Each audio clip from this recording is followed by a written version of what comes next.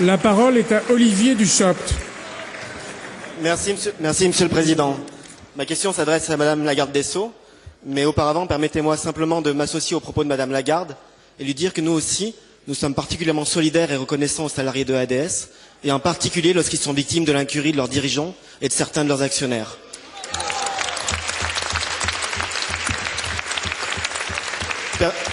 Permettez-moi seulement aussi de lui préciser pour son information que Romans-sur-Isère, comme son nom l'indique, j'y arrive, et dans la Drôme, mais pas dans l'Isère.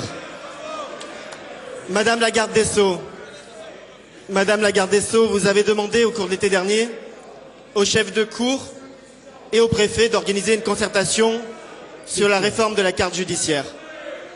Vous leur avez demandé d'organiser cette concertation en lien avec les élus locaux.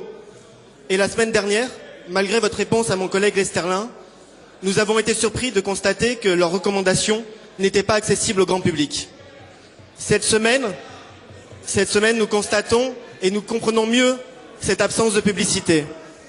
En effet, vous avez débuté un tour de France qui se traduit par des coupes sombres dans la justice de proximité. Le Nord-Pas-de-Calais, la Bourgogne et le Centre ont déjà eu à subir vos visites et vos annonces, et ainsi vous avez annoncé la suppression de 25 tribunaux d'instance, alors que la semaine dernière, devant nous, vous vous étiez engagé à poursuivre la concertation et à travailler dans la transparence. Le maintien d'une justice de proximité efficace et accessible à tous, utile pour arbitrer les conflits du quotidien, mérite plus que la hache que vous maniez et ses coupes sombres. Et je vous le dis sans détour,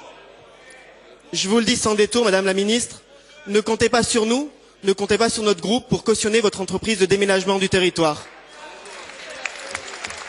Ne comptez pas sur nous pour cautionner les 22 plans sociaux de la justice que vous êtes en train de mettre en place région par région. Ce sont encore les territoires ruraux, ce sont encore les citoyens les plus modestes qui vont devoir payer la facture. Après les franchises médicales, après les 15 milliards du paquet fiscal, après les différentes annonces de votre gouvernement, ce sont encore ces citoyens modestes qui vont devoir payer le carburant pour se rapprocher de tribunaux toujours plus éloignés. D'ailleurs, à ce sujet, comment comptez-vous financer les investissements immobiliers colossaux qu'entraîne le regroupement des tribunaux, alors que le Premier ministre lui-même nous a informé de l'état des finances? Comment comptez-vous, Madame les ministres, et c'est ma question, dans ces conditions, garantir réellement et sérieusement l'accès de tous à une justice de proximité efficace et accessible? La question est à Madame le garde des Sceaux, ministre de la Justice. Monsieur le Président, Mesdames, Messieurs les députés, Monsieur le député Dussopt, la concertation a commencé le 27 juin dernier par l'installation du comité consultatif. Les préfets, les chefs de cour ont entamé une concertation avec tous les acteurs locaux, que ce soit les acteurs judiciaires ainsi que les élus. Des contributions, des propositions, des rapports m'ont été remis. Nous les avons analysés, tribunal par tribunal, cour d'appel par cour d'appel, ville par ville.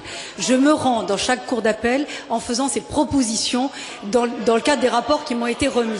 La concertation continue, puisque, à titre d'exemple, votre collègue, le député Paul et le député Sauvadet, doivent me remettre des contre-propositions s'agissant de leur département.